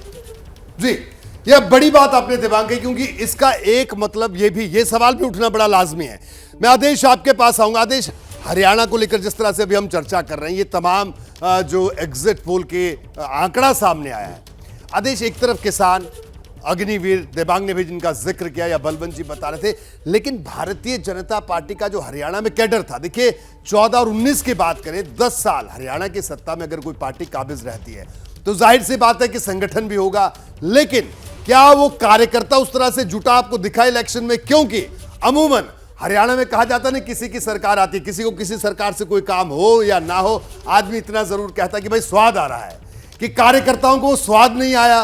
और यही वजह दिखी कि वो उस तरह से इस चुनाव में नहीं दिखे जैसे भारतीय जनता पार्टी का कार्यकर्ता चुनाव में लड़ता है, भिड़ता है। नहीं, देखिए, इसकी बड़ी वजह है बीजेपी का काम करने का तरीका। मैंने पहले भी कहा था, अब फिर बोल देता हूं कि बीजेपी ने अपने कार्यकर्ताओं को, अपने नेताओं को मान सम्मान नहीं दिया। जो दूसरी पार्टी से बाहर के लोग आए उनको आपने महत्वपूर्ण पदों पर बिठाया। इसका उदाहरण है कि आपने लोकसभा चुनाव में 10 में से 6 उम्मीदवार कांग्रेस पार्टी से लाए हुए लोगों को टिकट दी। इसका उदाहरण है कि आपने हाल ही में राज्यसभा सीट दी जो किरण चौधरी कांग्रेस पार्टी से आई थी। तो जो आपके जो बीजेपी के कार्यकर्ता थे, जो सालों से पार्टी के लिए काम कर रहे थे, और हरियाणा में बीजेपी कोई इतनी स्ट्रॉन्ग पार्टी नहीं थी 2014 से पहले, वो हमेशा ही एक छोटी पार्टी रही है। मुझे याद है कि ओम प्रकाश चौटाला के साथ जब सरकार थी तो बहुत छोटी हिस्सेदारी बीजेपी की थी। और आप देखिए, रामविलास शर्मा जो एकमात्र ऐसे नेता थे जो पूरे हरियाणा में बीजेपी के लिए संघर्ष करते थे, आपने उनको इन 10 सालों में हाशिए पर रखा, आखिर में उनकी टिकट तक काट दी गई। तो बीजेपी ने अपने घर के लोगों का सम्मान नहीं किया, अपने कार्यकर्ता का सम्मान नहीं किया, बाहर के लोगों को बुला के सारे महत्वपूर्ण पद दिए। ये मुझे सबसे बड़ी वजह लगती है। और इसी वजह के कारण मुझे लगता है कि ये जो इस बार बगावत हुई बीजेपी के अंदर, जब पहली सूची आई थी और खुल के लोगों, कोई रो रहा था, कोई धमकी दे रहा था, कोई कार्यकर्ताओं का सम्मेलन बुला रहा था, तो ये ऐसा बीजेपी में मैंने पहली बार देखा है।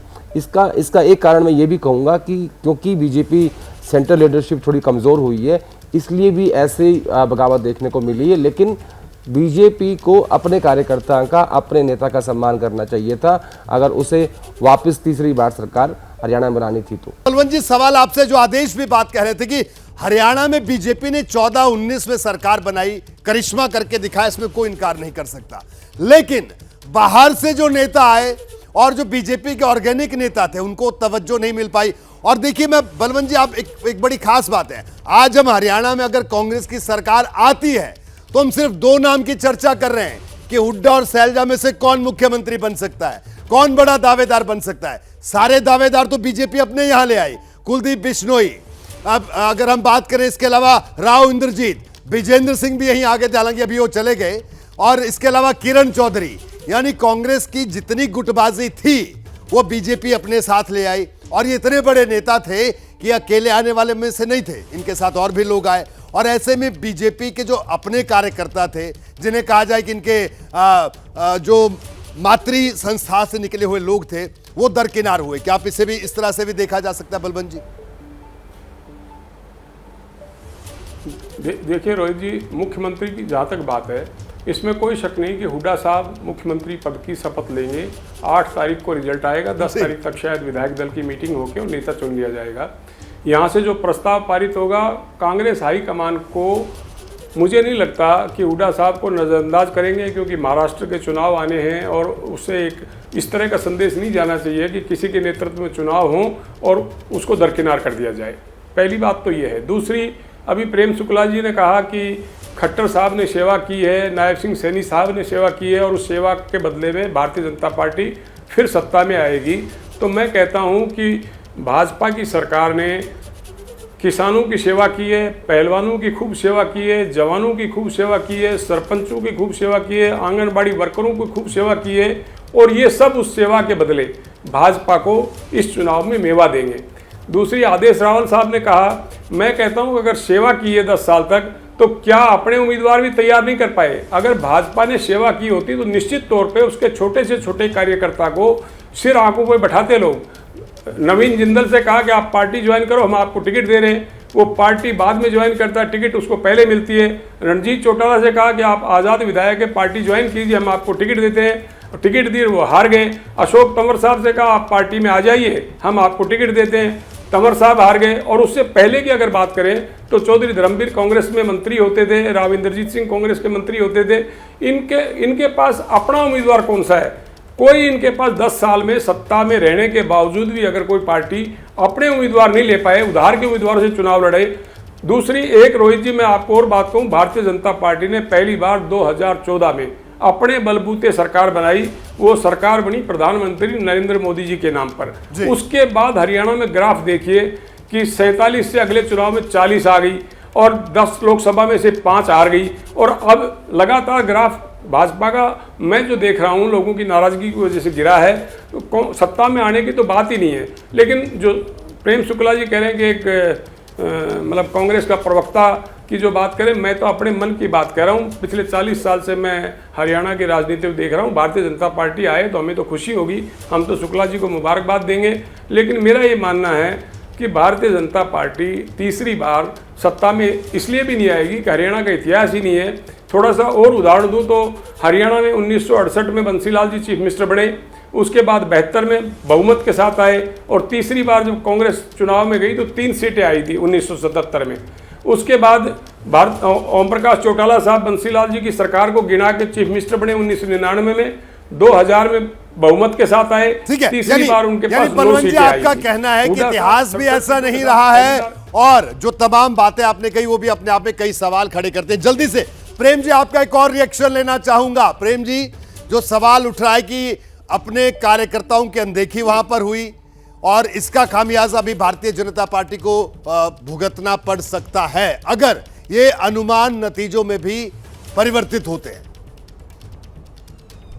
प्रेम जी, देखिए मैंने पहले ही कहा कि जब तक अंतिम नतीजे नहीं आ जाते, पत्रकार जो हैं विशेषज्ञ होते हैं और विशेषज्ञों का विश्लेषण करने का विशेषाधिकार होता है। हम छोटे कार्यकर्ता हैं, हम तो जो है निर्णय आने के बाद हमारा नेतृत्व, हमारा संगठन, हमारे कार्यकर्ता बैठकर उस पर विश्लेषण करेंगे, फिर उसके बाद किसी निर्णय पर जाएंगे। तो मैं पत्रकारों को उनकी विशेष विश्लेषण की जो शक्ति है उसको प्रणाम करते हुए वो जो भी कह रहे हैं वो मेरे लिए सीख है, उनसे मैं कुछ ग्रहण कर रहा हूं। आज मेरा जो है इस समय कुछ जो है विशिष्ट वक्तृत्व का कोई अवसर ये नहीं है। जो हमारे पत्रकार मित्रों का जो अनुभव है वो साझा कर रहे हैं, उसको मैं ग्रहण करने का प्रयास कर रहा हूं। ठीक है, मैं आपके पास आता हूं पंकज जी। पंकज जी क्या कहेंगे आप, जिस तरह का जो अभी अनुमान आ रहा है एग्जिट पोल का, अगर ये ही नतीजों में तब्दील होते हैं तो जम्मू कश्मीर से अगर हम शुरुआत करें, जम्मू कश्मीर में भी सीधे तौर पर एनसी और कांग्रेस का जो गठबंधन है उसको साफ एज दिख रहा है, 46 से 50 सीट के करीब दिख रहा है। तो ऐसे में यानी जम्मू कश्मीर, हिमाचल, पंजाब, हरियाणा, दिल्ली, तो भारतीय जनता पार्टी का तो जो शासन था या बीजेपी शासित जो राज्य थे उनकी तादाद तो धीरे धीरे कम होती जा रही है। तो ये भारतीय जनता पार्टी के लिए इस ट्रेंड को किस तरह से देखा जाए भविष्य के लिए? पंकज जी, ये भारतीय जनता पार्टी के लिए एक सुखद लक्षण है, इसलिए कि 10 साल बाद आप देख रहे हैं कि पिछले 3 महीने से भारतीय जनता पार्टी के जो प्रवक्ता हैं वो विनम्र होते जा रहे हैं। तो विनम्रता अगर भारतीय जनता पार्टी ने 10 साल रखी होती तो ये नौबत शायद नहीं आती।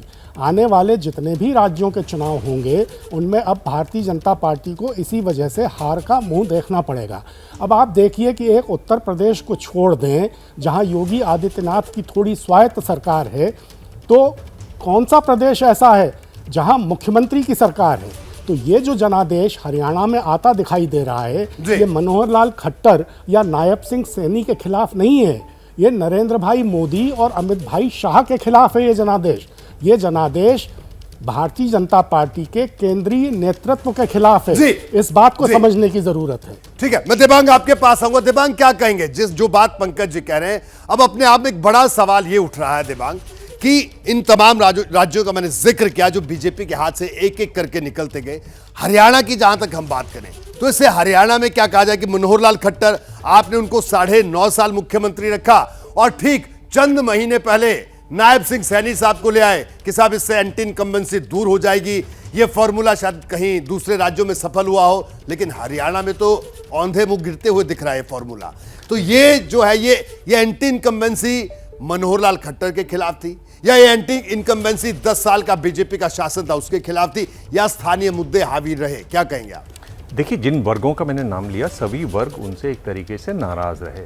उनको नाराजगी को कम करने की कोई बड़ी कोशिश आगे बढ़कर बीजेपी ने नहीं की जी, क्योंकि जिस तरह के परिणाम आए लोकसभा के वो उनको इतना ज़्यादा वो उससे हतप्रभ थे कि वो उस बारे में सोच तक नहीं पाए। अगर आप देखें तो बीजेपी का 2019 का जो चुनाव हुआ उसमें चाहे वो जाट हों, दलित हों, गुर्जर हों, यादव हों, बीजेपी का जो मत प्रतिशत है वो 50 से कहीं ज़्यादा है। अगर आप उसके बाद 24 वाला चुनाव देखें तो कहीं भी वो 50% पर नहीं पहुंच पाते हैं।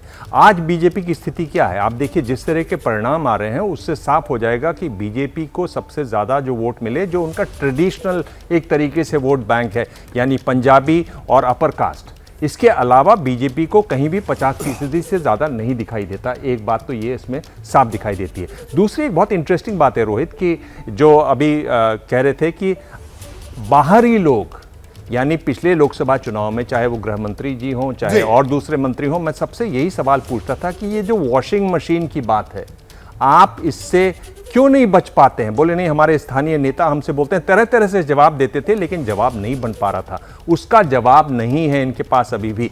तो क्या जिस तरह से चक्की पीसिंग की बात कही जाती थी, जो इस समय उप मुख्यमंत्री हैं महाराष्ट्र में बीजेपी के, क्या वो उनको साथ रखेंगे? क्योंकि इसी शो में इससे पहले शो में एक बार प्रवक्ता बोल चुके हैं आरएसएस के कि वो परेशान है अजीत पवार से। सी वोटर का सर्वे भी सामने आ चुका है।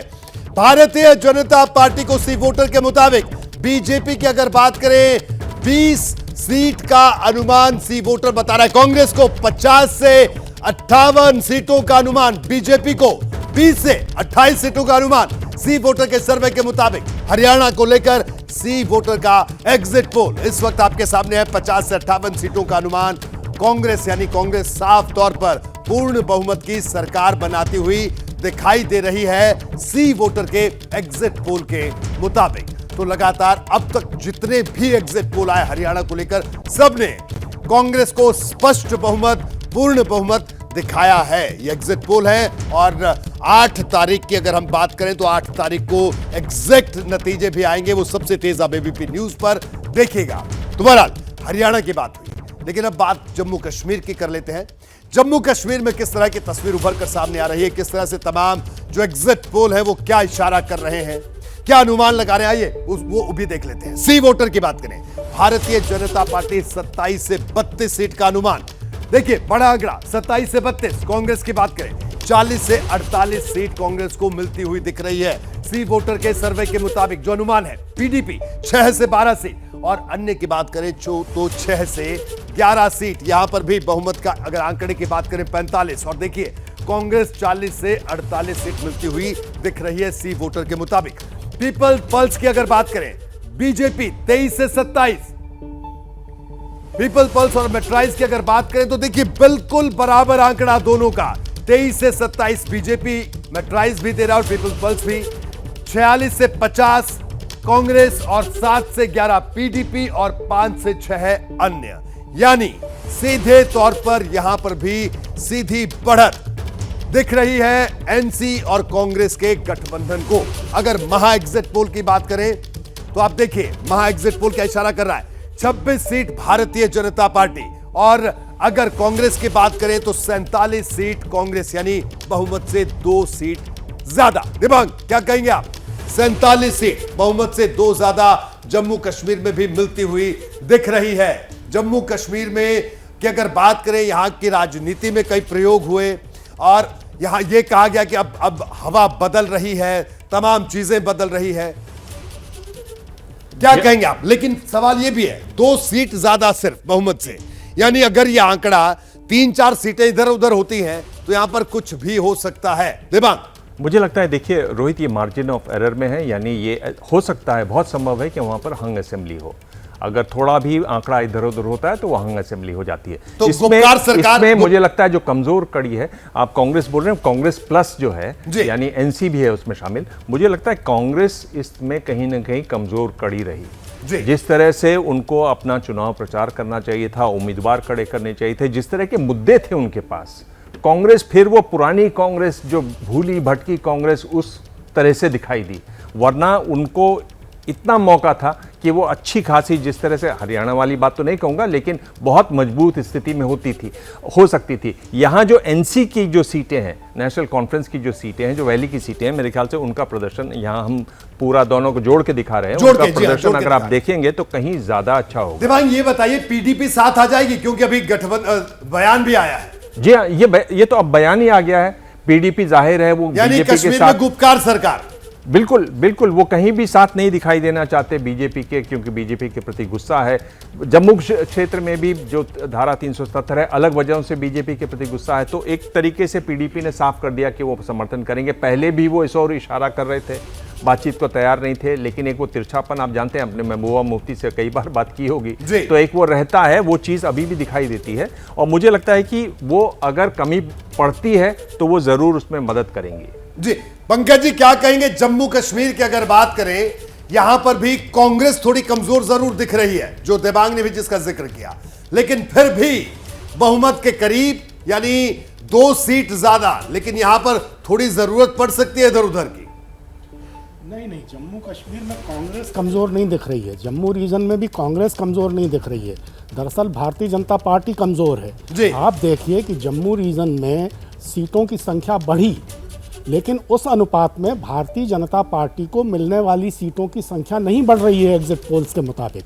यानी भारतीय जनता पार्टी जम्मू रीजन में इस बार उतनी बढ़त हासिल नहीं कर पा रही है जितनी सीटें उसको पिछली बार मिली थी। तो भारतीय जनता पार्टी अगर जम्मू रीजन में भी कमज़ोर हुई है तो आप देख लीजिए कि जम्मू कश्मीर में भी भारतीय जनता पार्टी को ज़्यादा नुकसान हो रहा है। ठीक है, कांग्रेस को उतना नुकसान नहीं हो रहा है। जी, तो विद साहब, ये जो एग्जिट पोल के आंकड़े हैं ये तो दिखा रहे हैं कि कांग्रेस की सरकार हरियाणा में आ रही है, क्या कहेंगे आप?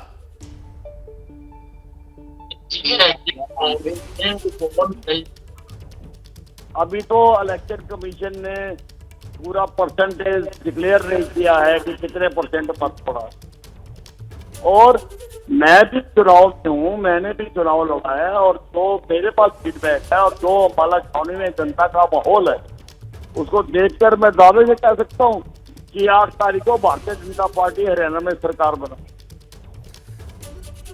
देखिए विद साहब, अगर आपकी बात की जाए, अम्बाला छावनी की जो बात कर रहे हैं, तो अम्बाला छावनी और अनिल विज का रिश्ता तो पूरा हरियाणा जानता, लेकिन हम पूरे हरियाणा की बात कर रहे हैं। 90 सीटों में से क्या हरियाणा छावनी? विज साहब, और विज साहब एक बात और आपसे जानना चाहूंगा कि जब से मैं हरियाणा की राजनीति को देख रहा हूं, मैंने विधानसभा में वो तस्वीर भी देखी है कि भारतीय जनता पार्टी के 2 विधायक, उनमें से एक अनिल विज, जो लड़ते रहे, भिड़ते रहे विपक्ष से, और उसके बाद 14 में सरकार में भी आए, लेकिन विज साहब आज स्थितियां बदल गई हैं। आप सच को स्वीकार करने वाले नेताओं में से हैं। नहीं रोहित जी, देखिए ऐसा है, आप कांग्रेस की स्थिति जो है, जिस प्रकार से ये दड़ों में बटी हुई है, जिस प्रकार से इन्होंने हर जगह पर एक दूसरे को दड़े को हराने की कोशिश की है, जैसे हर जगह पर एक दड़े को कहीं से अगर टिकट मिली, जैसे कहीं पे शैलजा जी के उम्मीदवार को टिकट मिल गई तो वहां पर दूसरे दड़े ने रिबल खड़ा कर दिया, और ऐसे ही सारे हरियाणा में दिया। तो ये जो एग्जिट पोल होता है, ये उनको कैलकुलेट नहीं कर पाता कि कौन कितना डैमेज कर रहा है, उसका पता नहीं लगता है। तो वो पता तो 8 तारीख को ही लगेगा। और जो मैं फीडबैक दे रहा हूँ, जो मुझे सारा अभी तक पता लगा है सारे हरियाणा का, वो भारतीय जनता पार्टी अच्छी स्थिति में है और भारतीय जनता पार्टी सरकार बनाएगी। भाई विज साहब, आज आपका एक बयान खूब चर्चा में, आपने कहा कि 8 तारीख को मुख्यमंत्री आवास में मिलेंगे, यानी आपने मुख्यमंत्री पद पर भी दावेदारी ठोक दी। लेकिन चर्चा यह है कि जब 14 और 19 में हरियाणा में बीजेपी की सरकार आती हुई दिख रही थी, तब अनिल विज साहब ने कोई दावेदारी नहीं ठोकी। अब हरियाणा में बीजेपी की सरकार जाती हुई दिख रही है, तो विज साहब कह रहे हैं कि मैं मुख्यमंत्री आवास में मिलूंगा। क्या कहेंगे विज साहब? देखिए ऐसा है, मैंने ये आप ठीक कह रहे हैं, मैं जब 9 से 14 तक विधायक दल का, भाजपा विधायक दल का नेता था, तो आप जानते हैं कि मैंने सारे मुद्दे मैं ही उठाता था वहां पर, और मैं सारा करता था, और मैं सीनियर मोस्ट था।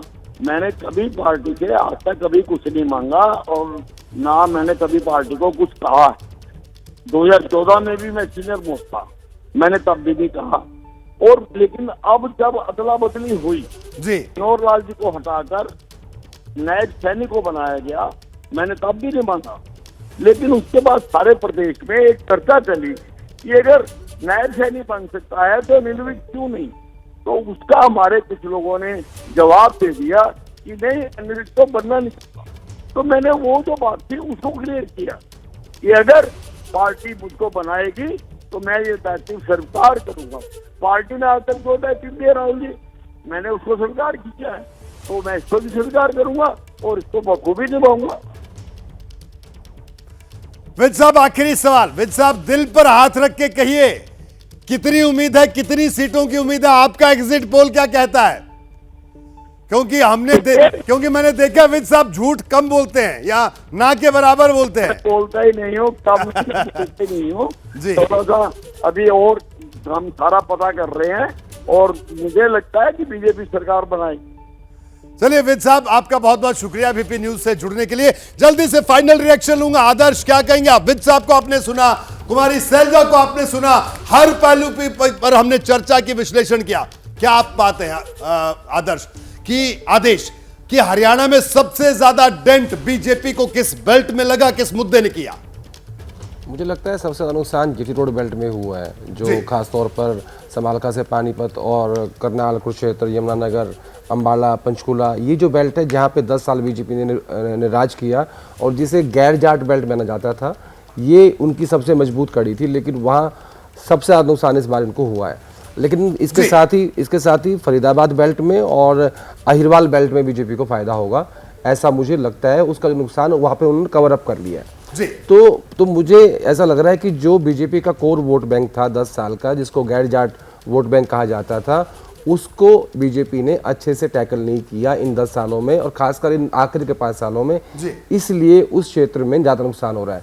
एक बात इसमें ऐड कर देता हूँ, राहुल गांधी की जो यात्रा निकाली गई, जो नारायणगढ़ से शुरू हुई थी, वो उसी क्षेत्र से निकाली गई थी जो बीजेपी का गढ़ माना जाता है। नारायणगढ़ वो विधानसभा सीट है जहाँ से नैब सिंह सैनी पहली बार मुख्यमंत्री बने, विधायक बने, फिर वो लाडवा लड़ रहे हैं, वहाँ से टच किया गया। थानेसर कुरुक्षेत्र से सांसद रहे, फिर वहाँ पे समापन किया गया। तो एक स्ट्रैटेजिकली उस एरिया पे कांग्रेस पार्टी ने अपना प्रचार प्रसार ज्यादा किया है सेंट्रल लीडरशिप के जरिए। दिमाग आदेश बड़ी बात कह रहे हैं कि जो बीजेपी की ताकत थी जीटी करनाल रोड बेल्ट, यानी पंजाबी बाहुल्य जो इलाका, वहीं पर बीजेपी को बड़ा नुकसान होता दिख रहा है। इसके अलावा क्या मुद्दा लगता है दिबांग आपको, जिसने सबसे ज्यादा डेंट भारतीय जनता पार्टी को किया हरियाणा में? देखिए, वही मुद्दा है जो पिछली बार भी था, जिसमें उनको 10 सीटें उन्होंने गंवाई। वही बात थी कि लोग नाराज़ हैं, चाहे वो किसान हों, चाहे वो दलित हों, चाहे वो जाट हों, कुछ किया भी नहीं, चाहे वो पहलवान हो। और जिस तरह से पहलवानों का जो भी आंदोलन चला, जिस तरह से महिलाओं ने उसको उसके साथ आइडेंटिफाई किया, उसमें लगातार सवाल हो रहे थे और बीजेपी ने कोई कदम नहीं उठाया, सीधा चुनाव पे उतर गई। मैं तो ये कह रहा हूँ कि इन चुनाव नतीजों का असर क्या बीजेपी का शीर्ष नेतृत्व फिर से बैठेगा और आगे वाला जो चुनाव है, जो बहुत बड़ा चुनाव होने वाला है महाराष्ट्र का, उस पर कोई कदम उठाएगा, ये देखने वाली बात होगी। पंकज जी, बड़े संक्षेप में फाइनल कमेंट आपका। पंकज जी, देखिए, ये एग्जिट पोल क्या इशारा कर रहे हैं? ये एग्जिट पोल ये इशारा कर रहा है कि हर जाति में, हर समुदाय में, समाज के हर वर्ग में भारतीय जनता पार्टी के प्रति एक क्षोभ का माहौल है और ये नतीजे उसी का प्रतीक हैं। Prem ji, final reaction. देखिए, हम जब परिणाम आएगा तो भारतीय जनता पार्टी जम्मू एवं कश्मीर, हरियाणा दोनों जगह जीतेगी और कांग्रेस और उसके समर्थक, राजनीतिक विश्लेषक और पत्रकार ईवीएम को दोष देंगे। पंकज जी, आज ही तय कर लीजिए कि ईवीएम जो है वो दुरुस्त है कि नहीं तो आप 8 तारीख को ईवीएम पे दोष देने लगेंगे।